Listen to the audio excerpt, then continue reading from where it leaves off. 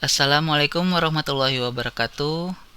Selamat datang di Mathpedia Channel, tempat kamu bisa menonton video belajar matematika untuk SD, SMP maupun umum.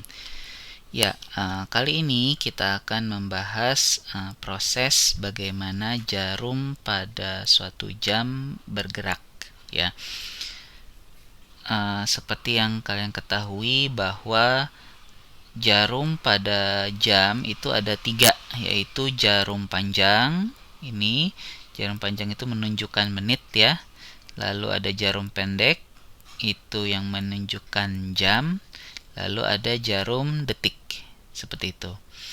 Nah, proses bergeraknya jarum pada setiap jam, ini kita kaitannya dengan sudut ya. Nanti kita akan hubungkan dengan sudut. Jadi mula-mula si jarum detik si jarum detik itu bergerak dari satu titik ke titik yang lain gitu. Oh ya, maaf sebelumnya, perlu kalian ketahui bahwa dari sini, dari angka 12 sampai kembali lagi ke sini itu ada 60 titik ya, atau 60 garis gitu ya. Jadi kan dari sini ke sini ada 5, 1 2 3 4 5, 1 2 3 4 5 dan seterusnya. Jadi kalau sampai sini berarti 12 kali, kan ada 12 kali 5 ada 60 ya. Jadi si jarum detik ini bergerak dari satu titik ke titik yang lain gitu. Jadi kalau dari sini ke sini berarti dia sudah bergerak selama 1 detik. Dia pindah ke sini berarti sudah bergerak selama 2 detik. Bergerak selama 3 detik, 4 detik, 5 detik dan seterusnya sampai akhirnya kembali lagi ke angka 12. Berarti dia sudah bergerak, si jarum detik bergerak selama 60 detik gitu ya. Nah, pada saat si jarum detik ini sampai kembali lagi ke sini, si jarum menit pindah ke sini gitu ya. Pindah satu titik, Nah, ini menunjukkan bahwa 60 detik itu sama dengan 1 menit gitu ya. Kenapa? Tadi diulangi. Jadi si jarum detik dari sini sampai sini berarti dia melewati 60 titik. Berarti 60 detik ya kan? Pada saat sampai kembali lagi ke sini, si jarum panjang pindah ke titik ini, 1 titik. Berarti 60 detik itu sama dengan 1 menit. Oke, jelas ya. Nah, selanjutnya si jarum panjang udah pindah ke sini. Jarum pendek terus bergerak lagi kan ya, dari sini ke sini ke sini, kembali lagi ke sini. Lalu si jarum panjang tadinya ada di titik pertama, pindah sekarang ke sini. Seperti itu ya. Nanti jarum pendek bergerak lagi, si jarum panjang pindah lagi ke sini. Seterusnya kembali lagi sampai akhirnya dia kembali ke sini ya, si jarum panjangnya itu. Berarti si jarum panjang sudah bergerak selama 60 menit. Gitu ya. Bergerak selama 60 menit. Nah, pada saat itulah si jarum pendek yang menunjukkan jarum jam ya, dari 12 pindah ke 1 gitu ya.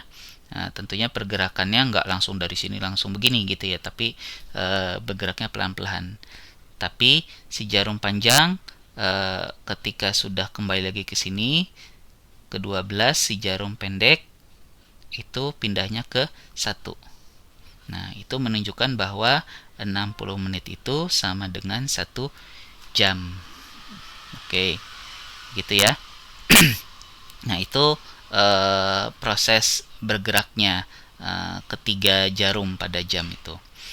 Nah, dari situ kita punya kesimpulan bahwa dalam 60 menit jarum panjang bergerak sejauh 360 derajat. Ya, tadi 60 menit itu berarti si jarum panjang dari angka 12 kembali lagi ke 12. Nah, ya ingat salah satu jenis sudut, yaitu sudut satu putaran penuh itu besarnya 360 derajat, ya kan. Nah, berarti si jarum panjang dari 12 kembali lagi ke 12, berarti itu dia jarum panjangnya bergerak sejauh 360 derajat. Nah, berarti kalau 60 menit 360 derajat. Jadi kalau dalam 1 menit jarum panjang bergerak sejauh 360 derajat dibagi 60 sama dengan 6 derajat, ya. Ini masing-masing bagi 10, 36 bagi 6 jadi 6 derajat, ya. Jadi 1 menit itu 6 derajat. Artinya dari sini si jarum panjang pindah ke sini, jarum panjangnya itu bergeraknya 6 derajat. Jadi satu ini besarnya 6 derajat. Ini 6 derajat dan seterusnya. Gitu. Kesimpulan kedua yaitu, nah ini sekarang jarum pendek. Nah, jarum pendek dalam 60 menit, 60 menit itu berarti jarum pendek itu jarum jam, ya. Dari sini dalam 60 menit dia dari 12 pindah ke 1, ya kan?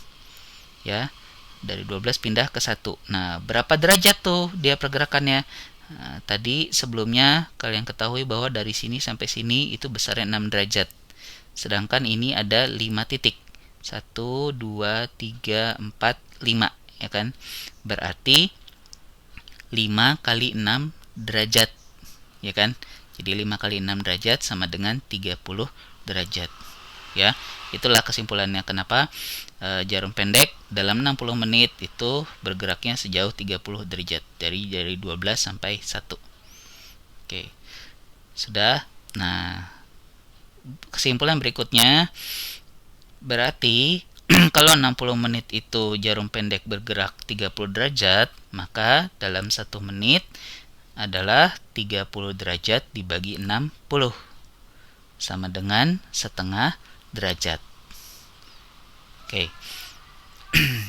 Nah, itu yang perlu kalian ketahui, proses bagaimana si jarum ketiga jarum pada jam itu bergerak kaitannya dengan sudut, ya. Nah, apa hubungannya, apa maksud dari video ini nanti akan kita kaitkan dengan bagaimana kita akan menghitung besar sudut terkecil yang terbentuk oleh jarum panjang dan jarum pendek pada waktu tertentu. Misalkan berapa besar sudut terkecil yang terbentuk pada pukul 5:20 gitu, atau pukul 7:40 dan seterusnya. Oke, nanti kita akan lanjutkan di bagian video yang lainnya. Baik, sampai sini dulu penjelasannya. Kita akan lanjutkan untuk video berikutnya. Assalamualaikum warahmatullahi wabarakatuh.